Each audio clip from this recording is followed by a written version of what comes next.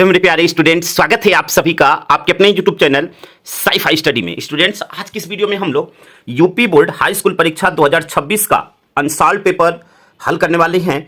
और यहाँ पे आप देख सकते हैं कि इस अनसॉल्व पेपर में 2019 से लेकर 2025 तक के सभी पेपर का संकलन है। ठीक है बच्चों, और यह जो अनसॉल्व पेपर है वह एनसीईआरटी पर पूरी तरह से आधारित है। और यहाँ पे आप देख सकते हैं माध्यमिक शिक्षा परिषद उत्तर प्रदेश द्वारा 2026 की परीक्षा के लिए बोर्ड द्वारा खुद इसे जारी किया गया है। ठीक है, अगर इसके 3 साल के सभी पेपर को आप हल कर लेते हैं तो निश्चित ही रूप से बोर्ड एग्जाम में 95% प्लस मार्क्स आपको पाने से कोई नहीं रोक सकता है।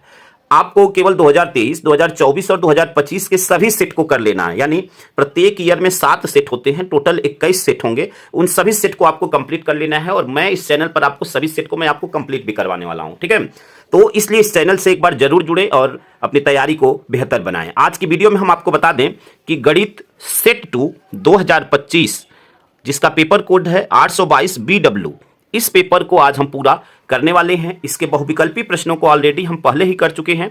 यहाँ पे इसके वर्णनात्मक प्रश्नों को हम करने वाले हैं। ठीक है, ये आपका सेट 2 है 2025 का 822 BW, ये आपका कोड नंबर है। ठीक है, और इस कोड नंबर के पेपर को आज करने वाले हैं। अगर आपके पास किसी भी पब्लिकेशन का अनसॉल्व पेपर है तो आप इस कोड नंबर से ढूंढेंगे, सेट हो सकता है आगे पीछे हो। ठीक है, लेकिन इस कोड नंबर से ढूंढेंगे तो यह पेपर आपको मिल जाएगा। तो यह सभी बहुविकल्पी प्रश्न हैं। अगर इन बहुविकल्पी प्रश्नों को भी आप देखना चाहते हैं तो उसका लिंक इस वीडियो के डिस्क्रिप्शन में मिल जाएगा, वहां से आप पूरी वीडियो को देख सकते हैं। आज की वीडियो में हमारा टारगेट है वर्णनात्मक प्रश्नों को करने का। ठीक है, तो आज के वीडियो में हम वर्णनात्मक प्रश्नों पर बात करेंगे। यहाँ पे वर्णनात्मक प्रश्न का पहला आप देख सकते हैं, यहाँ पे प्रश्न नंबर 1 है और इस प्रश्न में जितने भी भाग हैं वे प्रत्येक आपके 2 अंक के होंगे। ठीक है, अब यहाँ पे कह रहा है कि सिद्ध कीजिए कि 6 - √2 एक अपरिमेय संख्या है, यानी अपरिमेय है। ठीक है, यह आपको सिद्ध करना है। तो देखिए कैसे इस प्रश्न को करेंगे। सबसे पहले बच्चों जो दिया हुआ है उसको हम मानेंगे, अपरिमेय दिया हुआ है तो उसका विपरीत मानेंगे कि 6 - √2 एक परिमेय संख्या है। ठीक है, पहले परिमेय मानेंगे। तो यहाँ पे क्या लिखेंगे, देखिए यहाँ पे लिखेंगे 6 - √2 एक परिमेय संख्या है, ऐसा हम मान लेंगे। ठीक है, परिमेय संख्या है।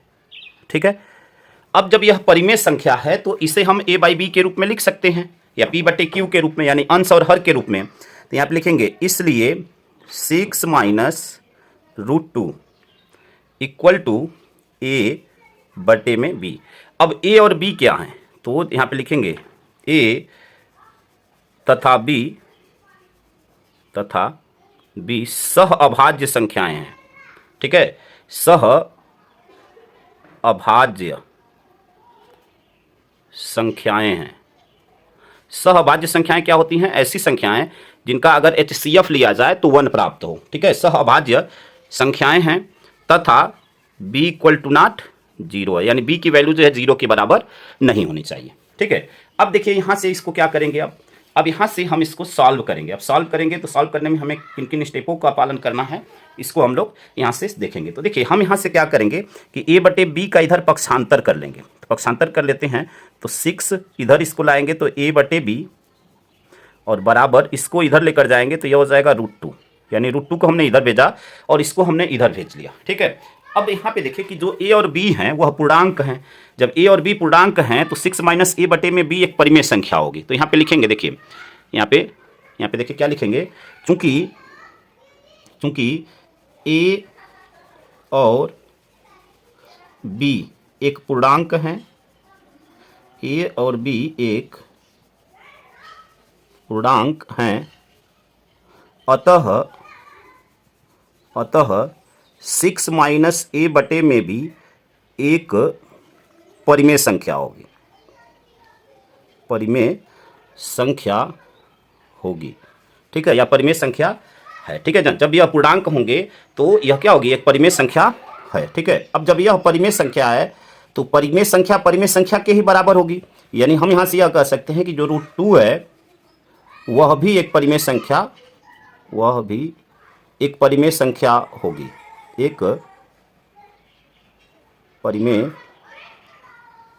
संख्या होगी। लेकिन क्या हो रहा है कि इस बात में जो है विरोधाभास उत्पन्न हो रहा है। विरोधाभास का मतलब कि आप जानते हैं कि जो संख्या रूट में हो और पूर्ण वर्ग नहीं है तो वह परिमेय संख्या नहीं होती है। तो लिखेंगे इस तथ्य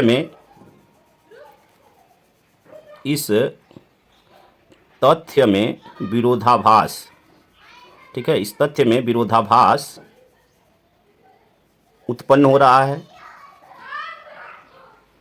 विरोधाभास उत्पन्न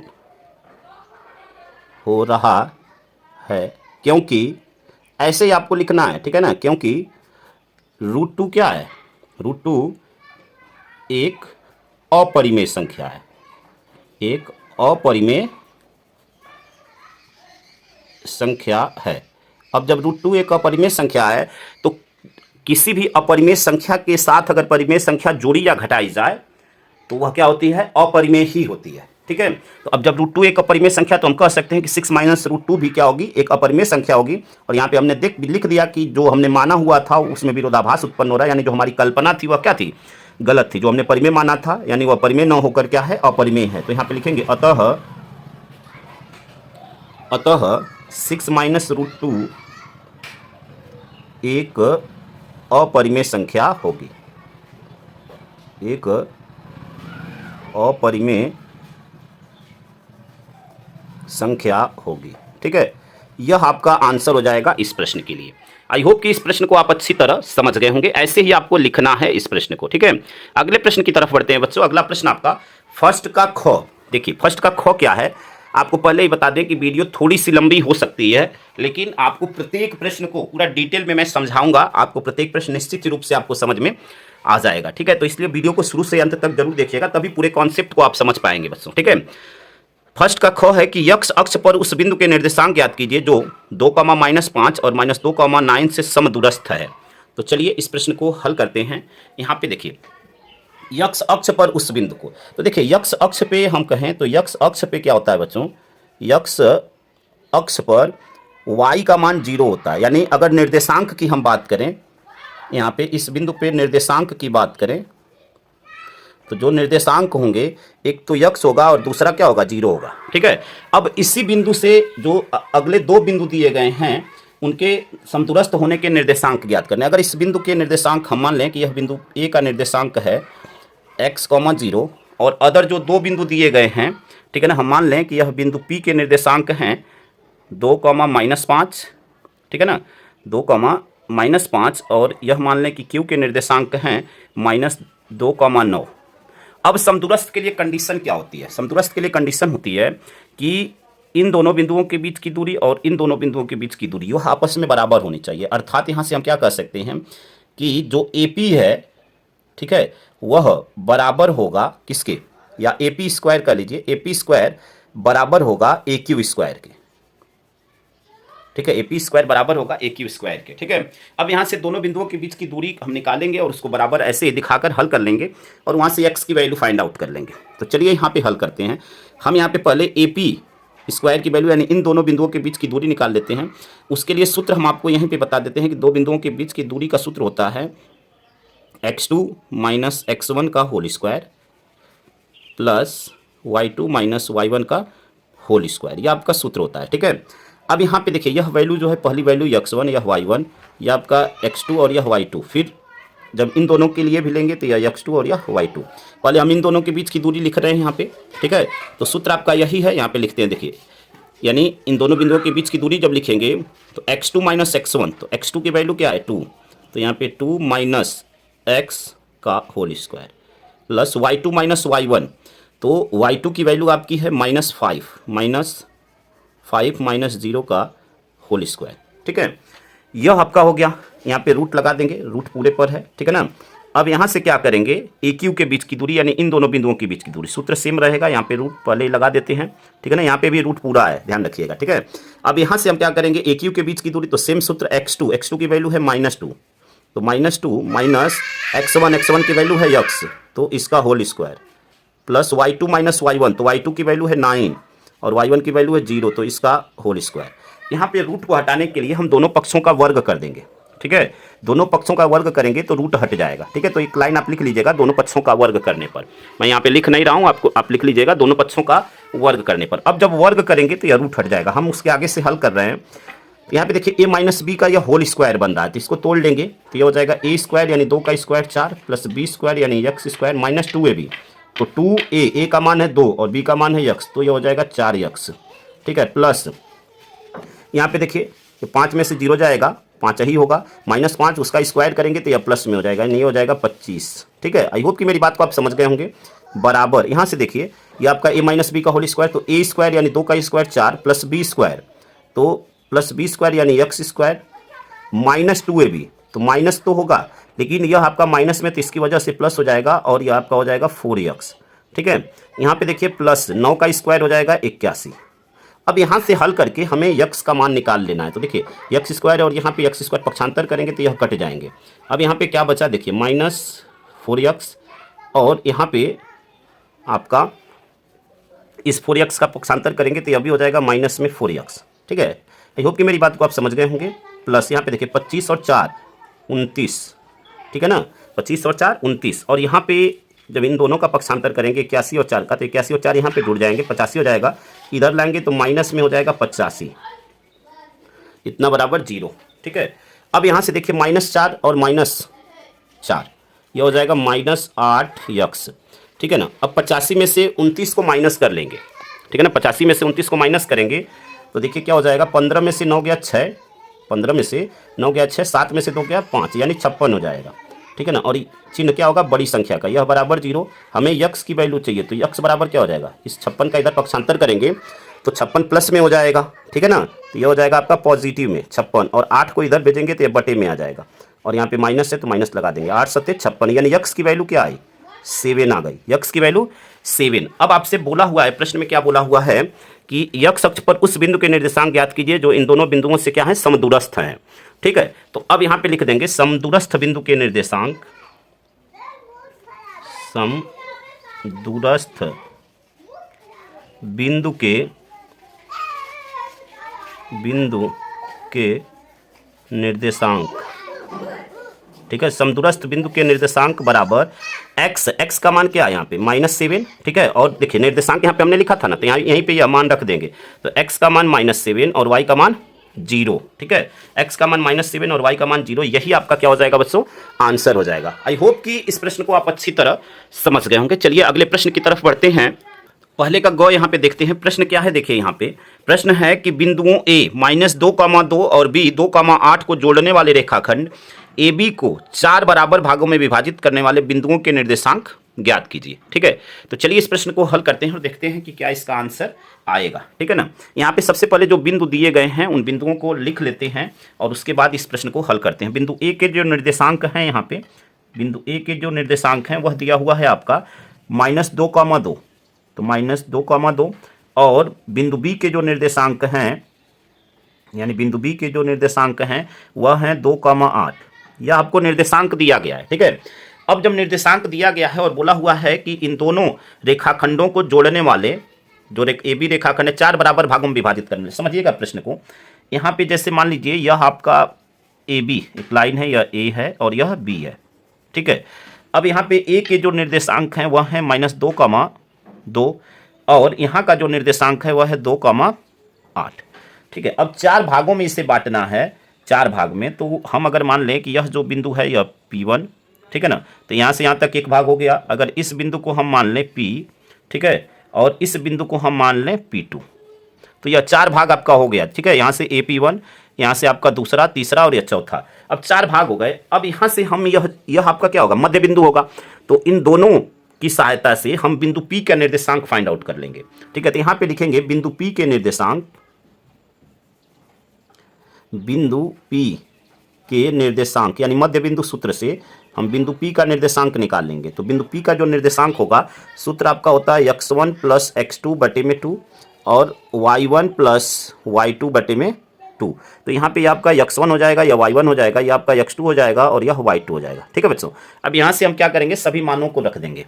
तो मान यहाँ पे रखेंगे तो देखिए क्या मिलेगा, x1 का मान क्या है -2, y1 का मान, या x2 का मान आपका 2। ठीक है, तो -2 + 2 बटे में 2, ये आपका हो जाएगा। यहाँ से क्या हुआ, y1 + y2, तो y1 का मान है 2 और y2 का मान है 8, तो 2 + 8 बटे में 2। इसको जब सॉल्व करेंगे तो देखिए यह आपका कट जाएगा, तो 0 में 2 से भाग देंगे तो यह 0 ही आ जाएगा, यानी 0, 8 2 10, 10 में 2 से भाग देंगे तो 5 आ जाएगा, यानी इस बिंदु के जो निर्देशांक है वह है 0,5। ठीक है, अब यहाँ से हम क्या करेंगे, यहाँ से अगर देखें तो यहाँ पे इन दोनों का मध्य बिंदु P1 है, तो हम P1 का निर्देशांक ज्ञात कर लें, यानी इन दोनों के मध्य बिंदु का निर्देशांक ज्ञात कर लें। ठीक है ना, यानी P1 का जो निर्देशांक होगा, AP का मध्य बिंदु P1 है, तो P1 के निर्देशांक के लिए AP का मध्य बिंदु ज्ञात कर लेंगे। ठीक है, तो यहाँ पे लिखेंगे P1 का निर्देशांक बराबर, ठीक है ना, यहाँ पे देखिए P1 का निर्देशांक, ठीक है, सूत्र आपका यही होगा, सेम सूत्र होगा। ठीक है ना, अब उसके लिए बस क्या होगा कि यह x1 y1 है, तो यह जो मान आया है यह x2 और यह y2 हो जाएगा।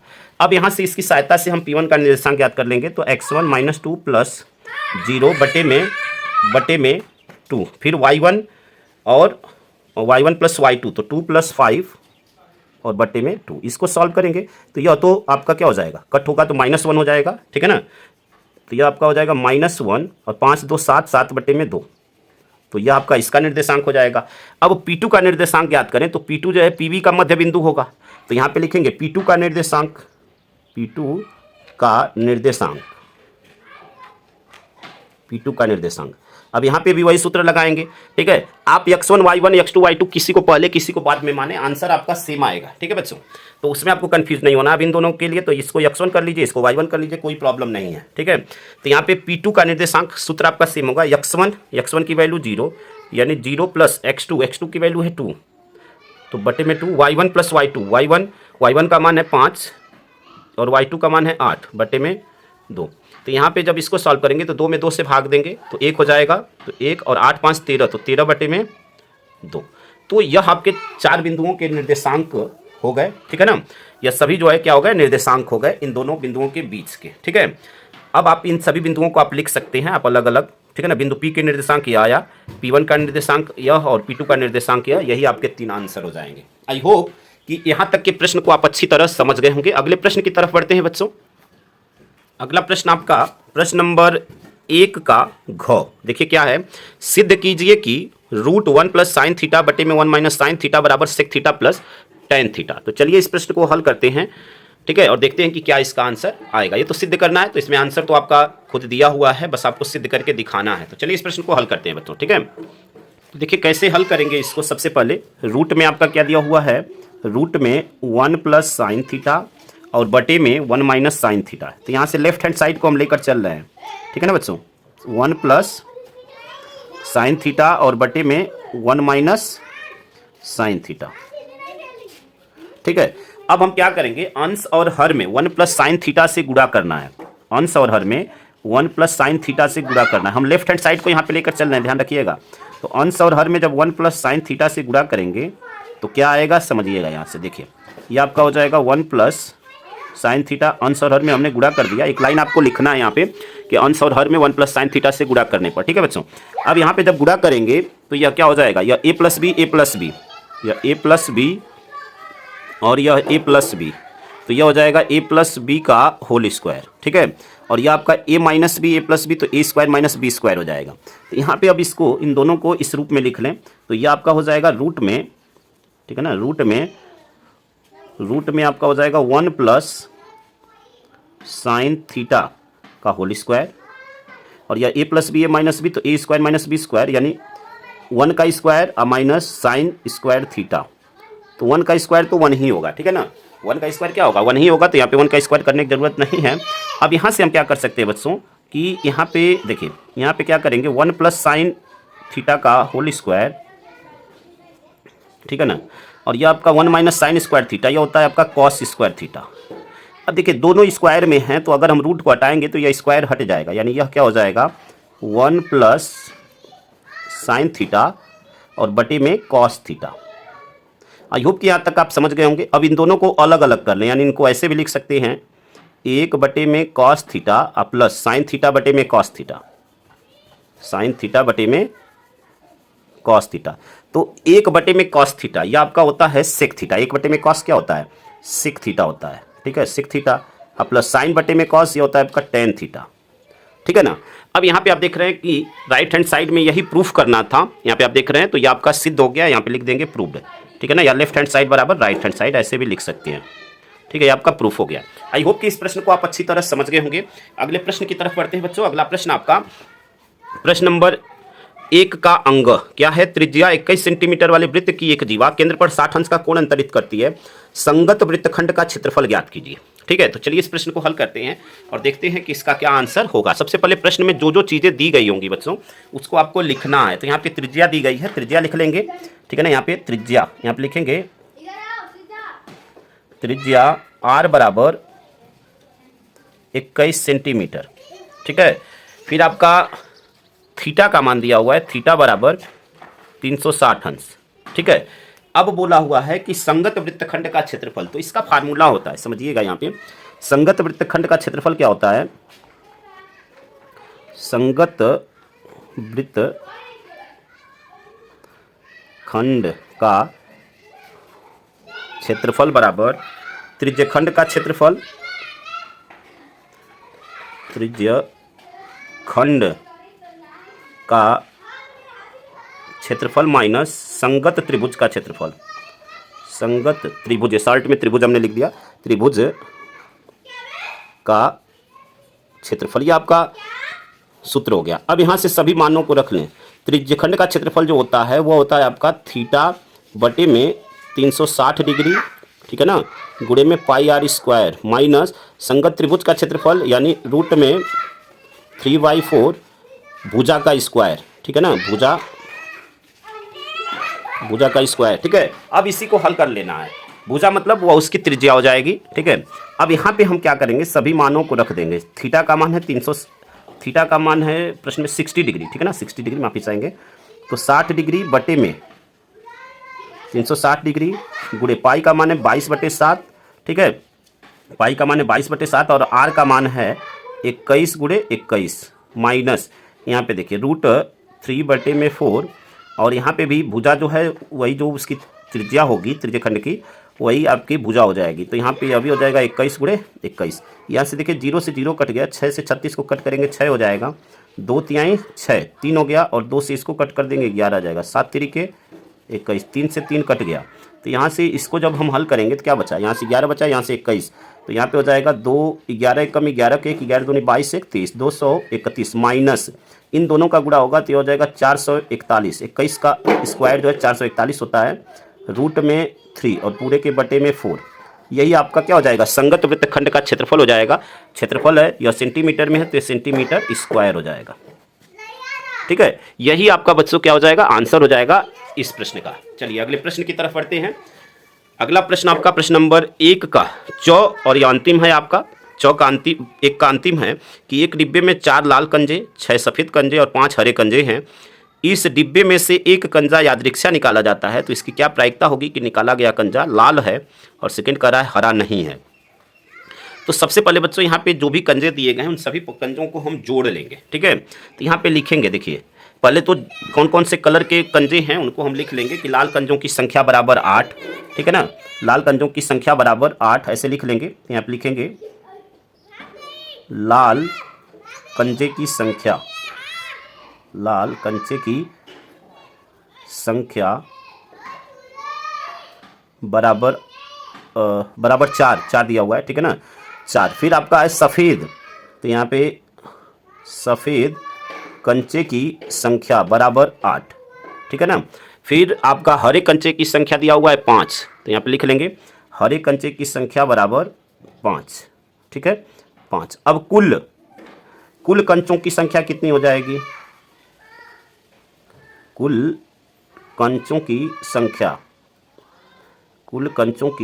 संख्या बराबर 4 + 8 + 5, तो 8 4 12 और 5 17, यह तो कुल कंचों की संख्या हो गई। अब फर्स्ट आपसे क्या कह रहा है कि लाल होने की प्रायिकता क्या होगी, ठीक है ना। तो फर्स्ट के लिए क्या हो जाएगा, लाल होने की प्रायिकता यानी लाल कंचे होने की प्रायिकता, लाल कंचे, ठीक है ना, कंचे होने की प्रायिकता, होने की प्रायिकता। तो देखिए बच्चों, प्रायिकता जो होती है आपका होता है संभव परिणाम बटे में कुल संभव परिणाम। तो संभव परिणाम कितने हैं, लाल कंचे कितने हैं, 4 हैं, और कुल संभव परिणाम कितने हैं, 17। तो 4 बटे में 17 यह लाल कंचे होने की प्रायिकता हो गई। सेकंड आपसे कह रहा है कि हरा नहीं है, तो हरा नहीं है इसका मतलब क्या हुआ, देखिए हरा कितने हैं, 5 है, यानी अगर इसको हम हटा दें तो टोटल जो कंचों की संख्या है कितनी है, 8 और 4 12, यानी हरा 9 होने की प्रायिकता क्या हो जाएगी, हरा 9 होने की प्रायिकता, हरा 9 होने की प्रायिकता। तो हरा आपका कितना है, 5 है हरा, तो इसको अगर हटा दें तो टोटल कंजों की संख्या क्या हो जाएगी, 8 और 4 12, ठीक है 12। तो आपका लाल और सफ़ेद मिलाकर अगर कुल कंजों की संख्या कितनी है, 12 बटे में 17। तो यह आपका इस प्रश्न का आंसर हो गया। आई होप कि यहाँ तक के प्रश्नों को आप अच्छी तरह समझ गए होंगे बच्चों, ठीक है। चलिए अगले प्रश्न की तरफ बढ़ते हैं। अगला प्रश्न आपका प्रश्न नंबर 2, ठीक है। अब यहाँ से चालू होते हैं आपके 4 नंबर वाले प्रश्न। प्रश्न नंबर 2 है कि किन्हीं 5 भागों को हल कीजिए। यहाँ पे क है 2 समकेंद्रीय वृत्तों की त्रिज्याएं 7.5 सेंटीमीटर और 4.5 सेंटीमीटर हैं। बड़े वृत्त की उस जीवा की लंबाई ज्ञात कीजिए जो छोटे वृत्त को स्पर्श करती है, ठीक है। हमें 5 करना है तो हम किसी 5 को कर सकते हैं। तो चलिए इसको छोड़ते हैं, अगले की तरफ बढ़ते हैं। यहाँ पे अगला है कि आकृति में क्यू आर बटे में क्यू एस बराबर क्यू टी बटे में पी आर और कोण 1 बराबर कोण 2 है। तो क्या करना है, सिद्ध कीजिए कि त्रिभुज पी क्यू एस समरूप होगा त्रिभुज टी क्यू आर के, ठीक है। ये आपको आकृति दी गई है। तो चलिए इस प्रश्न को हल करते हैं और देखते हैं कि कैसे इसको सिद्ध करना है। हमें इन दोनों त्रिभुजों को समरूप दिखाना है, समरूप की कंडीशन हम दिखा देंगे तो यह सिद्ध हो जाएगा। तो चलिए इस प्रश्न को हल करते हैं बच्चों। तो देखिए कैसे हल करेंगे इस प्रश्न को। यहाँ पे आकृति आप देख रहे हैं जैसा कि क्वेश्चन में दिया गया है। तो सबसे पहले बच्चों हम लोग यहाँ पे बात करेंगे त्रिभुज पी क्यू आर में, ठीक है।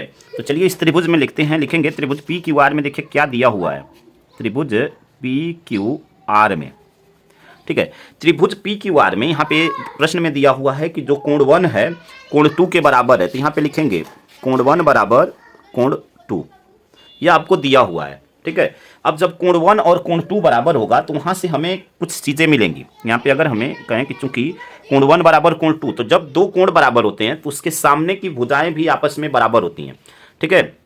तो अब यहाँ से हम लोग क्या करेंगे कि कोई 2 साइडें हमें बराबर दिख रही हैं, उन साइडों को हम लोग बराबर करेंगे। अब देखिएगा कौन कौन सी साइडें बराबर होंगी। तो यहाँ पे देखिए कोण 2 के,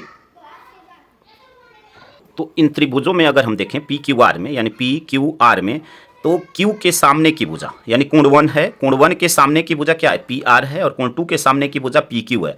जब 2 कोण बराबर होते हैं तो उनके सामने की भुजाएं भी आपस में बराबर होती हैं, यह प्रॉपर्टी होती है। तो यहाँ से हम लिख सकते हैं बच्चों कि जो आपका देखिए पी आर है, ठीक है ना, पी आर है वह पी क्यू के क्या होगा, बराबर होगा। तो यहाँ से लिखेंगे पी आर बराबर पी क्यू, ठीक है, पी आर बराबर पी क्यू। यह आपका हो जाएगा इक्वेशन फर्स्ट। आई होप कि मेरी बात को आप समझ गए होंगे। अब यहाँ से जब यह दोनों बराबर हो गए तो, और आपको देखिए क्वेश्चन में दिया हुआ है, प्रश्न में आप यहाँ पे देख रहे हैं कि दिया हुआ है कि क्यू आर बटे में क्यू एस बराबर क्यू टी बटे में पी आर, यह भी आपको दिया हुआ है। तो इसको लिख लेंगे, ठीक है। तो यहाँ पे लिखेंगे देखिए क्यू आर जो दिया हुआ है उसको लिख लेंगे क्यू आर बटे में क्यू एस बराबर क्यू टी बटे में पी आर, क्यू टी बटे में पी आर, ठीक है। यह आपका हो जाएगा, यह आपका दिया है, रीजन में आप लिख सकते हैं दिया है, यह प्रश्न में ऑलरेडी दिया हुआ है तो यहाँ पे लिख देंगे दिया है। यह आपका हो जाएगा इक्वेशन 2, ठीक है। अब समीकरण 1 और 2 का अगर हम प्रयोग करें, समीकरण 1 और 2 का हम प्रयोग करें तो यहाँ से हमें क्या चीज़ें मिलेंगी देखिएगा, ठीक है ना। तो यहाँ पे लिखेंगे समीकरण 1 तथा 2 से, समीकरण 1 तथा 2 से, समीकरण 1 तथा 2 से जो यह पी आर है उसके स्थान पे हम क्या रख सकते हैं, पी क्यू रख सकते हैं, ठीक है। तो यहाँ पे रखेंगे देखिए क्यू आर बटे में क्यू एस, यानी क्यू आर बटे में Q S equal to Q T बटे में पी क्यू। पी आर की जगह क्या रख देंगे, पी क्यू रख देंगे समीकरण 1 से। आई होप कि इस बात को आप समझ गए होंगे। यहाँ से हम एक लाइन और लिखेंगे, कुछ चीज़ें पक्षांतर करेंगे और पक्षांतर करके इसको हल कर लेते हैं। तो देखिए यहाँ से हम क्या करेंगे, यहाँ से अगर हम क्रॉस मल्टीप्लाई करें और कुछ इसको हम थोड़ा सा कन्वर्ट करें तो यहाँ से हमें क्या मिलेगा और इसकी ज़रूरत क्यों है यह भी बताएंगे आपको। देखिए यहाँ से अगर हम लिखें क्यू एस को इधर लेकर जाएँ तो यह अंश में चला जाएगा क्यू एस, तो यहाँ पे लिखेंगे क्यू एस, ठीक है। अच्छा यह क्यू एस आपका इधर चला जाएगा। अब यहाँ पे हम क्या करेंगे, क्यू एस और क्यू आर को इधर लेकर जाएँ तो यह भी बटे में चला जाएगा, तो क्यू एस बटे में क्यू आर, मैं एक लाइन कम कर रहा हूँ। बेसिकली आपको क्या करना है, क्रॉस मल्टीप्लाई कर लेना है, ठीक है। क्रॉस मल्टीप्लाई करके और आप इस रूप में कन्वर्ट कर सकते हैं, ठीक है। अब आपको क्या मिलेगा यहाँ पे, देखिए यहाँ पे आपका है पी क्यू, तो ये आपका हो जाएगा पी क्यू। इसको जब इधर मल्टीप्लाई करेंगे तो यहाँ पे अंश में आ जाएगा, यानी पी क्यू और बटे में, अब बटे में यहाँ पे क्या बचा आपका, तो बटे में यह आपका आ जाएगा क्यू टी, ठीक है। तो बटे में क्यू टी। आई होप कि इस बात को समझ गए होंगे। क्रॉस मल्टीप्लाई करके करेंगे तो आपके लिए आसान हो जाएगा। यह आपका हो गया समीकरण 3, ठीक है बच्चों। अब इन दोनों त्रिभुजों को लेकर चलते हैं, जिन त्रिभुजों को हमें समरूप प्रूफ करना है। तो यहाँ पे लिखेंगे त्रिभुज पी क्यू एस, ठीक है ना, पी क्यू एस तथा त्रिभुज टी क्यू आर में, ठीक है ना। तो यहाँ पे लिखेंगे तथा त्रिभुज टी क्यू आर में। अब यहाँ पे इन दोनों त्रिभुजों को लेकर चलेंगे, ठीक है ना, और यहाँ पे अब इन दोनों त्रिभुजों को लेकर चलेंगे और देखिए समीकरण 3 का यहाँ पे प्रयोग करेंगे, यानी क्यू एस बटे में क्यू आर, ठीक है, बराबर पी क्यू बटे में क्यू टी। यह कहाँ से आया, समीकरण 3 से। तो आप लिख देंगे समीकरण 3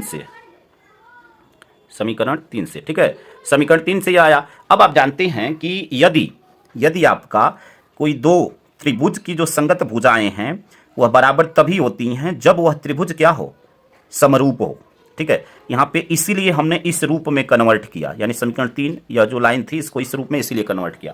यहाँ पे एक चीज़ और आपको हम दिखाएंगे। यहाँ पे देखिए यह जो कोण है, कोण एस क्यू पी, ठीक है, और यहाँ पे कोण आर क्यू टी, यह दोनों बराबर होंगे, ठीक है ना, यानी कोण क्यू क्यू ही है। तो यहाँ पे लिख देंगे कोण एस क्यू पी बराबर कोण आर क्यू टी, यह बराबर कोण 1 कह सकते हैं, ठीक है। तो यह यहाँ पे दो कंडीशन हमें मिल गई, यानी संगत भुजा यहाँ पे अनुपातिक है और संगत कोण आपस में बराबर हैं।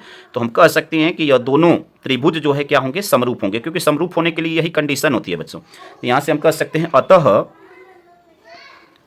अतः त्रिभुज पी क्यू एस समरूप होगा त्रिभुज टी क्यू आर के, ठीक है। यही आपको सिद्ध करना था। आई होप कि यहाँ तक के प्रश्न को आप अच्छी तरह समझ गए होंगे, ठीक है बच्चों। चलिए अगले प्रश्न की तरफ बढ़ते हैं। हाँ, यह कौन से नियम से है, तो आप यहाँ पे साइड समरूपता नियम से जो है यह क्या है, समरूप है, ठीक है। अब यहाँ पे अगले प्रश्न की तरफ बढ़ते हैं। अगला प्रश्न आपका प्रश्न नंबर 2 का गौ। प्रश्न नंबर 2 का गौ क्या है, यहाँ पे देखते हैं। देखिए यहाँ पे एपी मतलब अर्थमेटिक प्रोग्रेशन 21, 18, 15 के कितने पद लिए जाएं कि उनका योग -81 हो, ठीक है। तो चलिए इस प्रश्न को हल करते हैं बच्चों। तो यहाँ पे जो भी समांतर श्रेणी दी गई है, पहले उन समांतर श्रेणी को लिख लेते हैं बच्चों, ठीक है। जो अर्थमेटिक प्रोग्रेशन दिया गया है वहाँ यहाँ पे लिख लेते हैं। तो देखिए क्या दिया गया है, जो समांतर श्रेणी है यानी जो एपी है अर्थमेटिक प्रोग्रेशन, वह आपका दिया गया है 21, 18 और 15, ठीक है, 21, 18 और 15 डैश डैश डैश। अब यहाँ से हमें प्रथम पद, सारवंतर, यह सभी चीज़ें निकालना है। तो हमें प्रथम पद आपका हो जाएगा 21, यानी ए बराबर 21, सारवंतर डी बराबर जस्ट पीछे वाले पद में से आपका उसके साइड वाला माइनस करना होता है किसी भी, ठीक है, आगे वाले पद में से उसके पीछे वाला पद, यानी 18 - 21, तो 21 में से 18 जाएगा तो यह 3 हो जाएगा और चिन्ह बड़ी संख्या क्या, यानी -3, ठीक है। और प्रश्न में आपको क्या दिया हुआ है, प्रश्न में आपका एन का मान दिया हुआ है, एन बराबर है -81, ठीक है ना, एन बराबर -81। अब हमें एन का मान यहाँ से ज्ञात करना है। तो देखिए सूत्र क्या होता है एन के मान के लिए, एन बराबर होता है a + n - 1 × d। यहाँ से सभी मानों को रख देंगे। एन का मान है -81 बराबर ए का मान है 21 प्लस n - 1, तो n का मान हमें ज्ञात करना है और d का मान है -3। अब यहाँ पे इसको हल कर लेंगे तो -81, 21 का पक्षांतर करेंगे तो -21, ठीक है, बराबर यहाँ पे 3 का गुणा कर लेंगे तो यह हो जाएगा -3n और +3, ठीक है। 81, 21 इन दोनों को जोड़ देंगे तो 81 और 21 क्या हो जाएगा, 1 और 1 2, 8 और 2 10, 102 हो जाएगा, या माइनस में होगा। इस 3 का भी पक्षांतर कर लेंगे तो यह हो जाएगा -3, यह बराबर हो जाएगा -3n के। हमें n की वैल्यू चाहिए, ठीक है, तो इन दोनों को जोड़ लेंगे, यानी देखिए -3n, ये बराबर में किसी को पहले किसी को बाद में लिखे, कोई प्रॉब्लम नहीं। 102 और 3 105, चिन्ह माइनस ही होगा तो 105, यह माइनस मिलकर प्लस हो जाएगा। n बराबर क्या हो जाएगा 105 बटे में 3, कट कर देंगे तो 3 × 3 = 9, 3 × 5 = 15, यानी यह हो जाएगा आपका 35, यानी जो श्रेणी दी गई है उसका 35वां पद क्या होगा, -81 होगा। तो यहाँ पे लिख देंगे 35वां या श्रेणी का 35वां पद -81 होगा।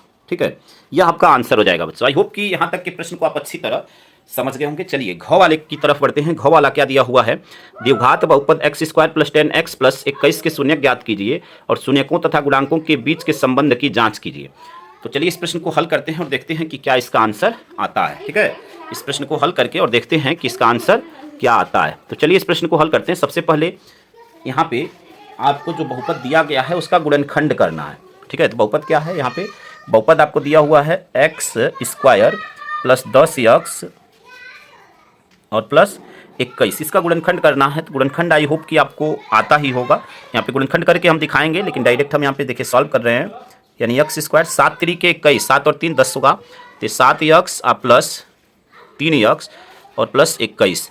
ठीक है, इन दोनों का एक साथ कॉमन, इन दोनों का एक साथ कॉमन, तो इसमें x कॉमन लेंगे तो यह हो जाएगा x + 7, यहाँ से 3 कॉमन लेंगे तो यह भी हो जाएगा x + 7। ठीक है, अब इन पूरे में x + 7 हमें कॉमन मिल रहा है, तो x + 7 हम कॉमन ले लेंगे तो यह बचा आपका x + 3। हमें शून्य ज्ञात करना है तो इनको 0 के बराबर रख देंगे, यानी x + 7 बराबर 0, तो x बराबर क्या मिला -7, और यहाँ से x + 3 बराबर 0, तो x बराबर -3।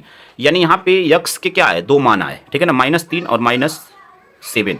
ठीक है, तो किसी को अल्फा किसी को बीटा मान सकते हैं। मान लीजिए ये अल्फा है या बीटा है।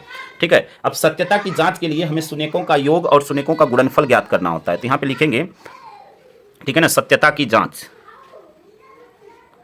सत्यता की जांच। तो सत्यता की जांच के लिए यहाँ पे हम क्या करेंगे, मूलों का योगफल, यानी मूलों का योगफल मतलब अल्फा + बीटा। ठीक है, यह होता है आपका -b/a, -b/a।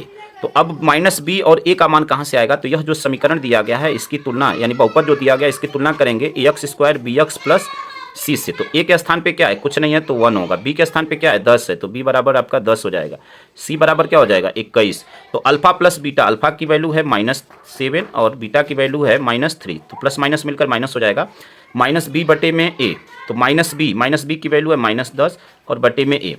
तो अब इन दोनों को जोड़ेंगे तो देखिए -10 और यह बराबर -10, तो यह सत्यता की जांच हो गई। अब यहाँ पे अल्फा × बीटा, तो अल्फा × बीटा बराबर होता है, यानी मूलों का गुणनफल c/a, तो c की वैल्यू है 21 और a की वैल्यू है 1 और अल्फा × बीटा की वैल्यू है -7 -3, तो गुणा होगा तो अभी 21 आ जाएगा, यानी 21 बराबर 21। ठीक है, तो यही आपको सत्यता की जांच करनी थी। अब यह सभी प्रश्न बच्चों 4 नंबर के हैं, इतना आप करेंगे आपको 4 में 4 नंबर मिल जाएंगे। ठीक है, आई होप कि यहाँ तक के प्रश्न को आप अच्छी तरह समझ गए होंगे। ठीक है, चलिए अगले प्रश्न की तरफ बढ़ते हैं बच्चों। अगला प्रश्न आपका प्रश्न नंबर 2 का अंग है कि किसी फैक्ट्री में 50 श्रमिकों की दैनिक मजदूरी निम्नलिखित सारणी में दिखाई गई है। श्रमिकों की माध्य दैनिक मजदूरी ज्ञात कीजिए। यहाँ पे आपको यह वर्ग अंतराल है और यह बारंबारता दी गई है और आपको माध्य निकालना है। तो चलिए इस प्रश्न को हल करते हैं और देखते हैं कि क्या इसका आंसर आएगा। ठीक है, चलिए अंग वाले को हल करते हैं। यहाँ पे इस प्रश्न को हल करने के लिए जो वर्ग अंतराल दिया गया है, ठीक है ना, यानी जो दैनिक मजदूरी है वो आपका वर्ग अंतराल है। यहाँ पे वर्ग अंतराल को लिख लेते हैं। तो देखिए 500 से 520, 500 से 520, फिर 520 से 540। ठीक है, ऐसे 600 तक लिखना है। 540 से 560, फिर 560 से 580, फिर 580 से 600, यह आपको दिया हुआ है। फिर क्या दिया हुआ है, श्रमिकों की संख्या, यानी वह आपकी बारंबारता है, यानी 12, फिर 14, फिर आपका 8, फिर 6 और फिर आपका 10, यह दिया हुआ है। यहाँ से बच्चों मध्य पद निकालेंगे। तो मध्य पद निकालने के लिए क्या करेंगे, देखिए इन दोनों को जोड़ेंगे और 2 से भाग देंगे। तो देखिए 500 और 520, तो 5 5 10, 1000, 1020, 1020 में जब 2 से भाग देंगे तो 510 आएगा। ठीक है ना, 510। अब यहाँ पे क्या करेंगे, इन दोनों के बीच का गैप क्या है, 20 का है, तो 20 जोड़ते जाइए, हमें अगला नंबर मिलेगा। ठीक है, तो इसमें 20 जोड़ेंगे तो हो जाएगा 530। आप जोड़कर भी देख सकते हैं। देखिए 40 20 60 और 1060, 1060 का आधा 530 हो जाएगा। फिर ये आपका हो जाएगा 550। ठीक है, ये हो जाएगा आपका 570 और ये हो जाएगा आपका 590। ठीक है, यहाँ पे यफ गुणे यक्स का मान ज्ञात करेंगे। तो यफ गुणे यक्स का मान यहाँ पे ज्ञात कर लेते हैं, यानी गुणा कर लेना है। तो देखिए क्या करना है आपको, यहाँ पे 0, फिर 12 एक कम 12, तो एक एक हासिल, 12 पच्चे 60 और एक 61। ठीक है, 14 का गुणा करेंगे तो यहाँ पे 0, 14 तियाँ 42 के 2 4 हासिल, 14 पच्चे 70 और 4 74। ठीक है ना बच्चों। 8 का गुणा करेंगे तो यहाँ पे देखिए यह 0, 8 पच्चे 40 के 0, 8 पच्चे 40 और 4 44। ठीक है ना। 6 का गुणा करेंगे तो यहाँ पे देखिए 0, 6 सत्ते 42 के 2 4 हासिल, 6 पच्चे 30 और 4 34। फिर 10 का गुणा करेंगे तो यह हो जाएगा आपका 5900। ठीक है ना बच्चों। यहाँ पे हम निकालेंगे सिग्मा fx का मान। सिग्मा fx मतलब इन सभी का जोड़। तो यहाँ पे देखिए, यहाँ पे मिला आपको 0, 2 और 1 3, 2 5, तो यहाँ पे मिल गया 5। ठीक है ना। 4 4 8 4 12, 12 और 9 21 और 1 22, तो 22 का 2 2 हासिल मिला। यहाँ पे 7 6 13, 2 15, 4 19, 19 और 3 22, 22 और 5 27, तो ये आपका मिल गया 27,250। ठीक है।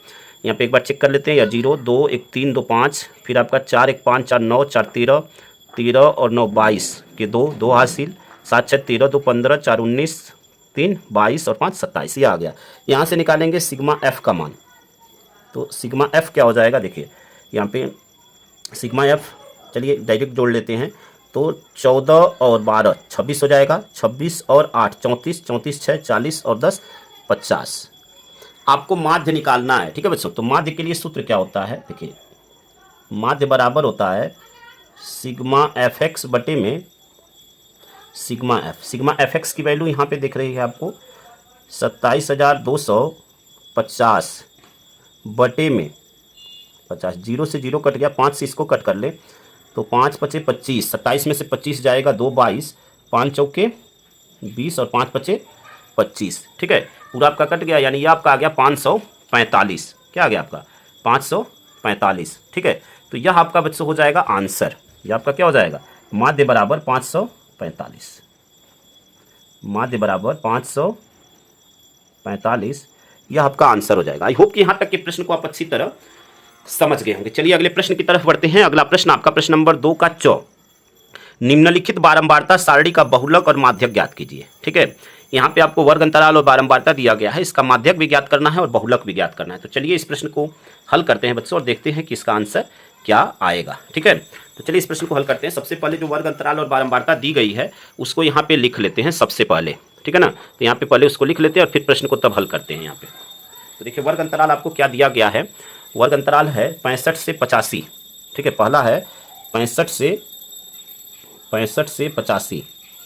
ठीक है ना, फिर 85 से 105, यानी 20 का गैप है 85 से 105।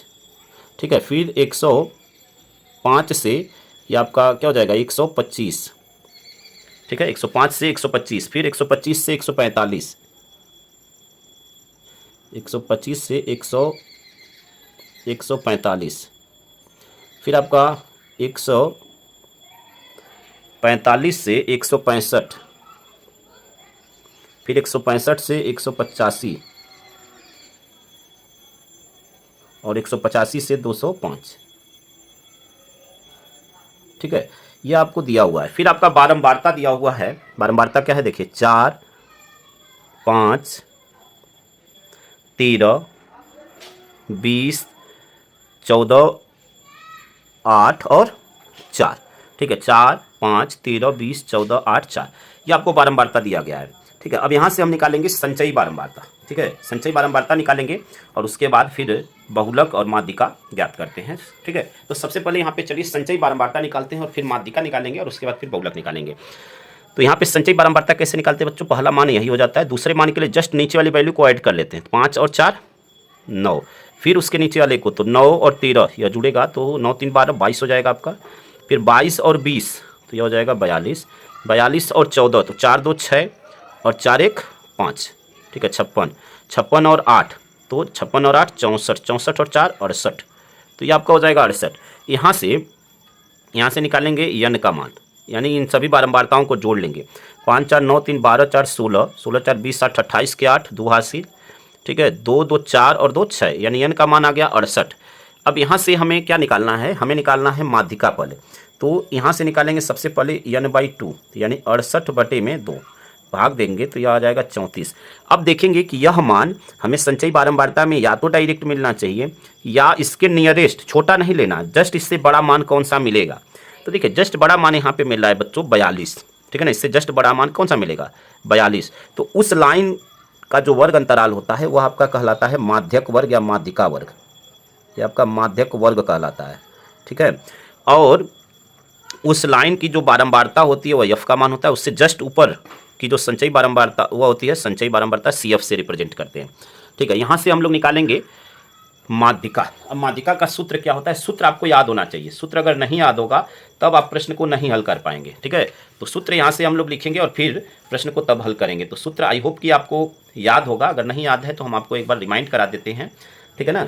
याद होगा तो बहुत अच्छी बात है, अगर नहीं भी याद होगा तब भी कोई बात नहीं है, हम आपको यहाँ पे करके दिखाते हैं, ठीक है। तो देखिए सूत्र होता है आपका माध्यिका का, यानी यह माध्यक का, बात एक ही है, ठीक है ना।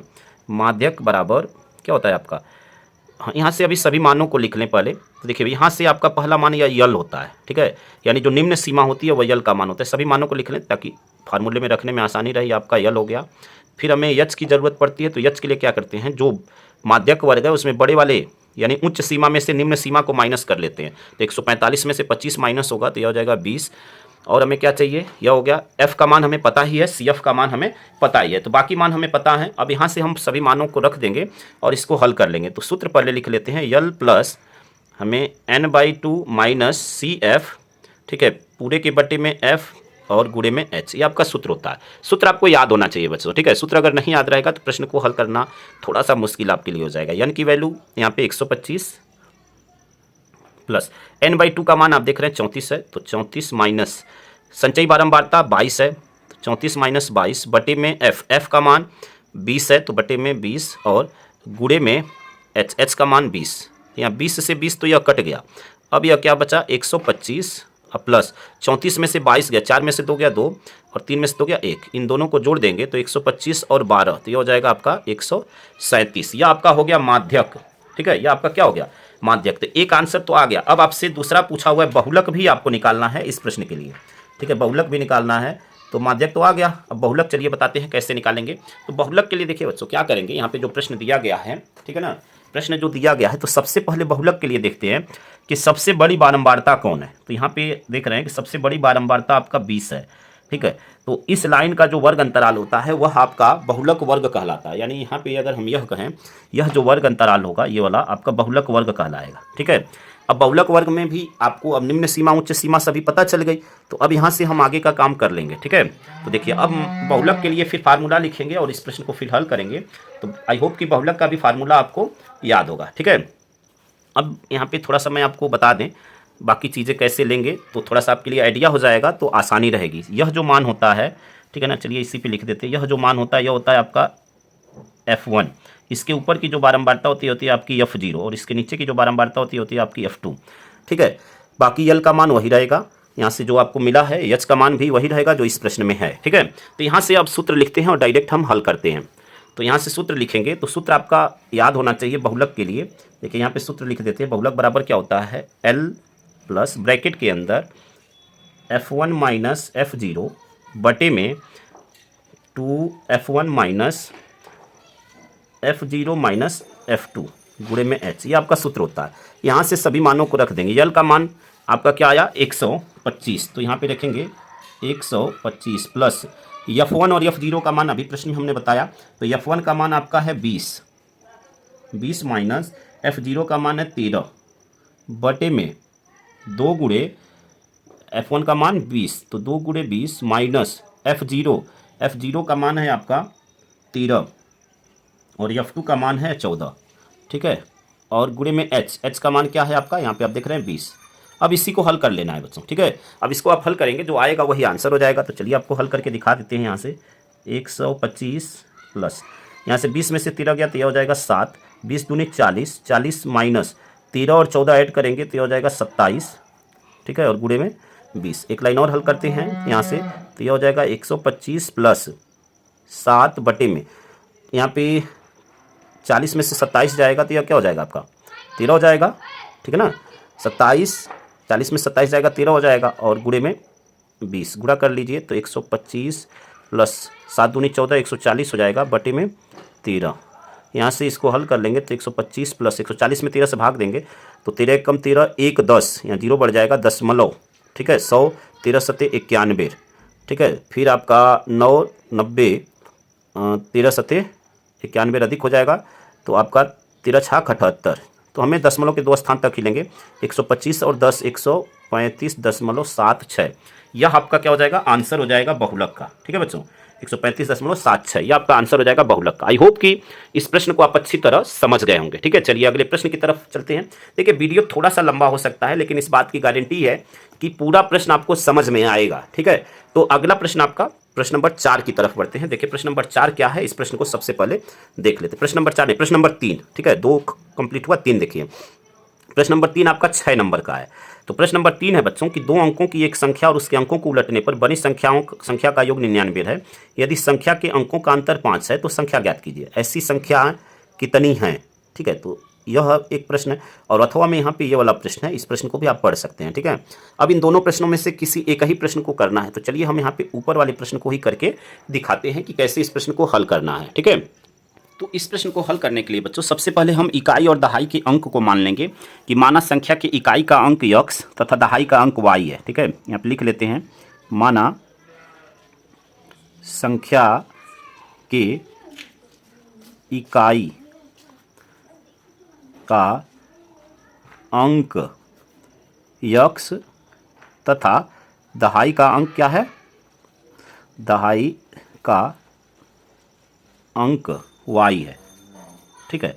अब जब संख्या की इकाई का अंक x है और दहाई का अंक y है तो इससे प्राप्त संख्या कौन सी होगी, x इकाई 1 होती है और दहाई 10 होती है, तो 10x प्लस 10y, ठीक है।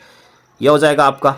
अब यहाँ से यह प्राप्त संख्या यहाँ से लिख सकते हैं, प्राप्त संख्या। अब प्रश्न में बोला हुआ है कि संख्या को उलटने पर बनी संख्या का योग। अब इसको उलाटा जाए तो कौन सी संख्या बनेगी, यानी उलटने पर बनी संख्या या उलटने पर प्राप्त संख्या।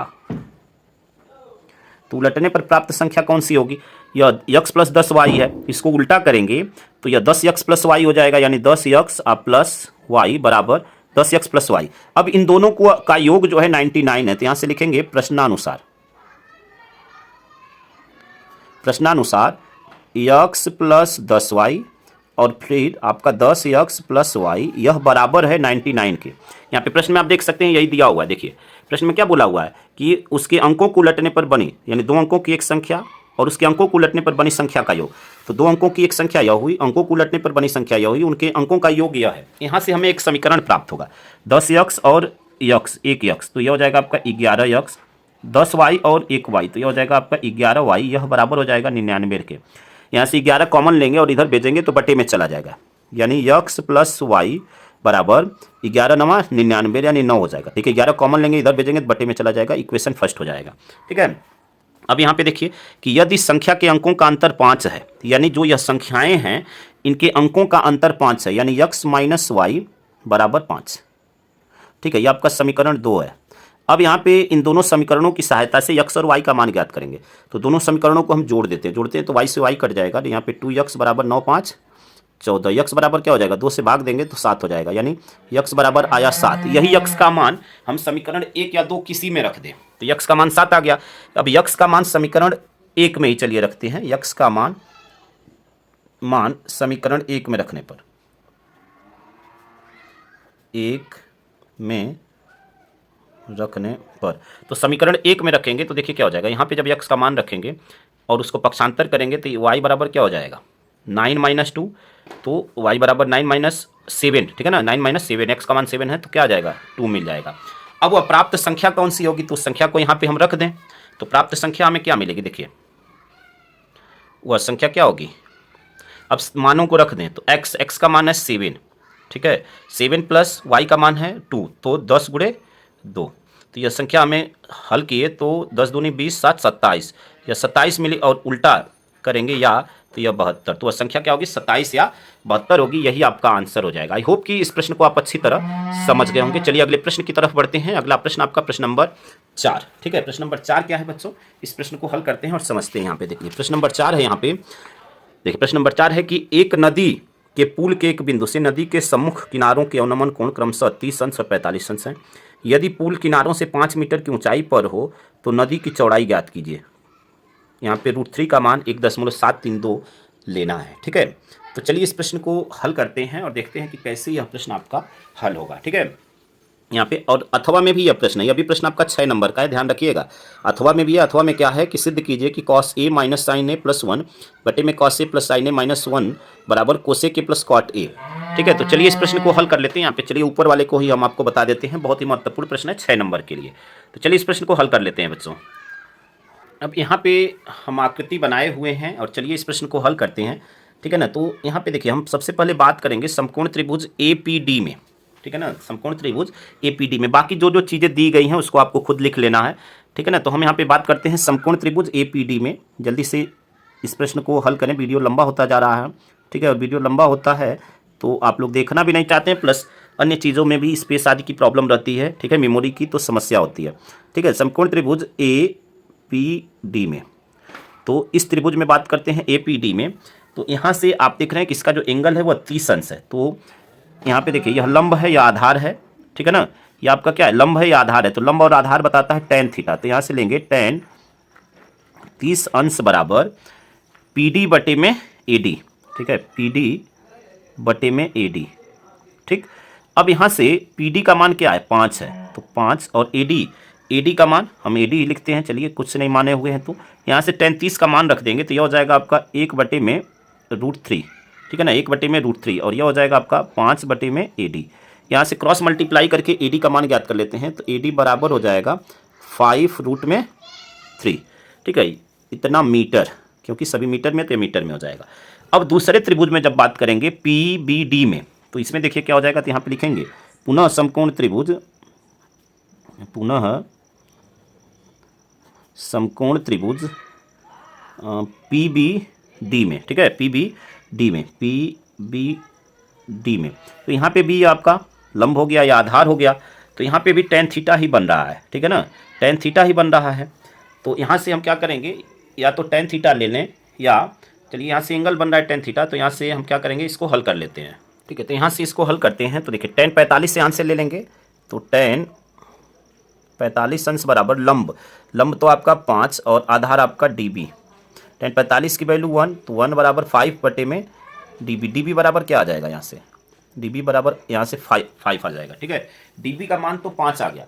अब यहाँ से हमें क्या करना है, हमें प्रश्न में पूछा हुआ है, देखिए प्रश्न में क्या पूछा हुआ है कि नदी की चौड़ाई ज्ञात कीजिए, और यही आपकी नदी की चौड़ाई है AB। तो AB बराबर यहाँ से क्या हो जाएगा, AB बराबर AD प्लस DB, यही नदी की चौड़ाई होगी। तो AD प्लस DB, AD का मान यहाँ पे आप देख रहे हैं 5√3। ठीक है ना, 5√3 और DB का मान क्या है, DB का मान है आपका 5। तो यहाँ पे 5, यहाँ से कॉमन ले लेंगे 5, तो यह क्या बचा √3 प्लस 1। ठीक है, 5। अब प्रश्न में √3 की वैल्यू ऑलरेडी गिवन है, आप देख सकते हैं 1.732।